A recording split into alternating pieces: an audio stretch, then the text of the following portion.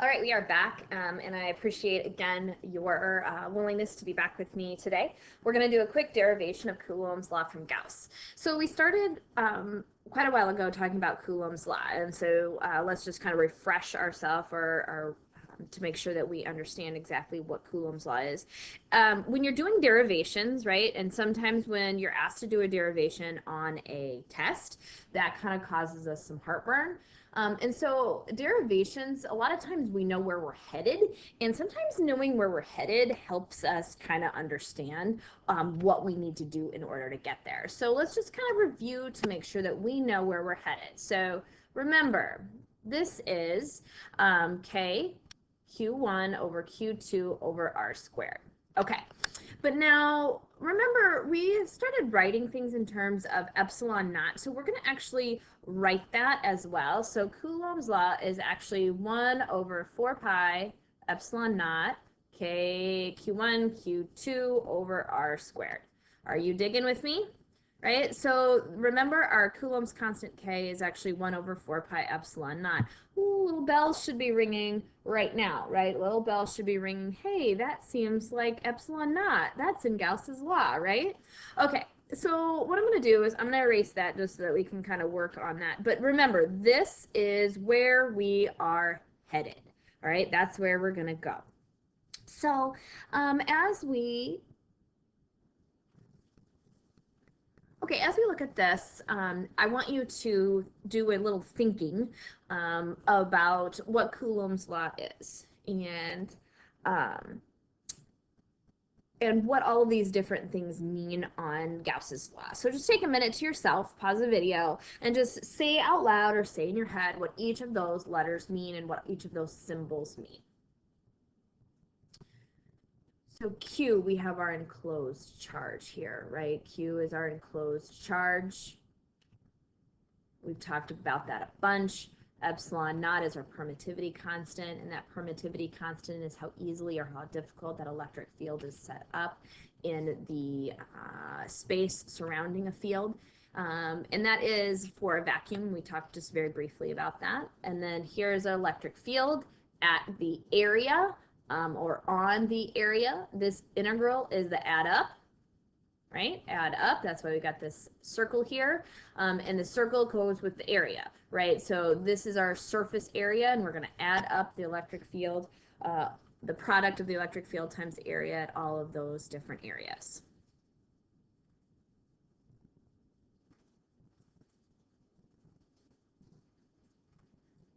Okay, so now for our deciding.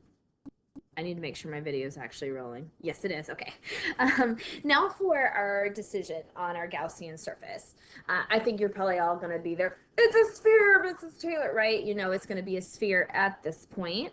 And so we're going to take and let's erase that, right? We don't need that right now.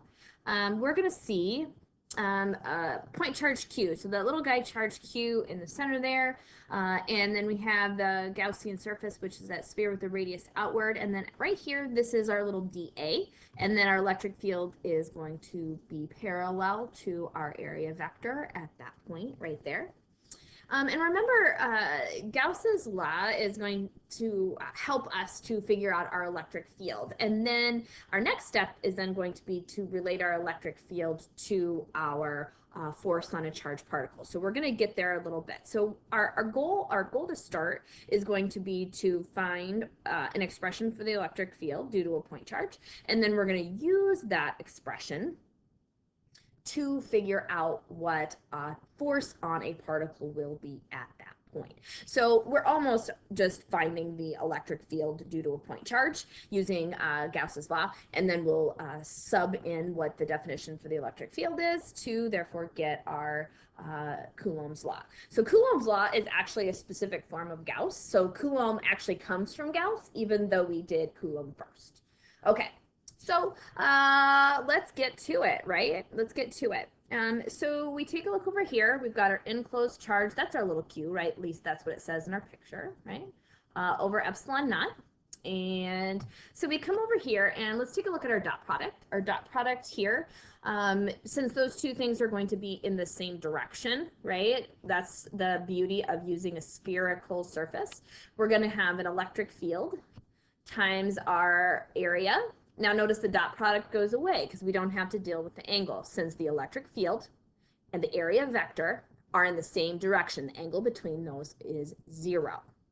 The other important feature of the Gaussian surface is that the electric field here is constant over that whole surface. We know from our electric field exploration simulation that we did that our electric field at any given point away from a single charged particle is the same equidistant around it, right? So we already figured that out. Now we need to deal with this integral part, right? And that's the part that we haven't spent a lot of time on. Basically what we're going to do is we're going to add up all of our little dAs, right? Right? And that is going to, when we add all of those up, that's going to end up being the surface area of a sphere, right? So we keep moving on. So then this side of our equation is then going to become that constant value for our electric field times our area of a sphere, and our area of a sphere is 4 pi r squared, right? And then still we have q over epsilon naught over here, all right? And let's take a moment and we'll do a little rearranging, maybe a little rearranging. And let's solve for our electric field. So we're going to go ahead and solve for our electric field. And I think that you're going to see what that is going to do for us. So rearranging that, we're going to get our electric field is equal to Q over r squared, right? And then you're going to see 1 over 4 pi epsilon naught, right? So 4 pi epsilon naught over r squared. This is our electric field due to a point charge. So this is also, right, k q over r squared, right? Because our k is the same thing as 1 over 4 pi epsilon naught. Okay, so now we're starting to see why k is 1 over 4 pi epsilon naught. It comes from that idea of the electric field being, having the spherical Gaussian surface be a sphere, and the electric field being constant, and at any point away from that sphere, and the area of that sphere then is 4 pi r squared. Okay. So then when we take a look at our definition for an electric field, right? If the definition for an electric field, remember, is the force on a test charge, right? So this guy here is our test charge. And we sub that back in for our electric field. So if we were to place, let's look at this point right here. Let's plunk a test charge right here. Boop. We're going to plunk a test charge. Remember that test charge has to be small in comparison to the charge that's at the center.